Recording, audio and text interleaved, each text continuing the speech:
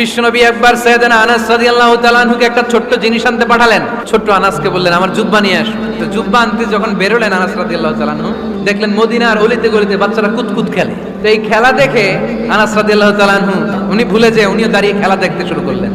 এখন ঘন্টার পর ঘন্টা যায়, আনাসও আসে না, জামাও আসে না।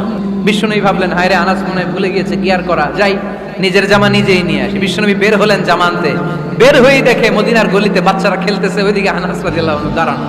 বিষ্ণু ইসলাম কিছু বললেন না, যে উনিও আনাস রাদিয়াল্লাহু তাআলা আনহুর পাশে দাঁড়িয়ে খেলা দেখতে আরম্ভ করলেন। খেলা দেখতে দেখতে হঠাৎ বিশ্বনবীর দিকে চোখ পড়ে গেছে। বিশ্বনবীর চোখের দিকে যখন সাইয়েদনা আনাস রাদিয়াল্লাহু তাআলা আনহুর চোখ পড়ে গেছে, সাইয়েদনা আনাস বলে আমার কলিজাটা এখান থেকে এই দিকে চলে আসছে। হায় হায়, এখন আমার মনে পড়ছে বিশ্বনবীর জামা আনতে পাঠাইছিল।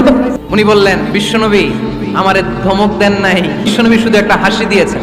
সাইয়েদনা আনাস বলে বিশ্বনবীর মুচকি হাসির শাসন মরার আগের দিন পর্যন্ত আমি আনাসকে সোজা রাস্তায় রেখেছি।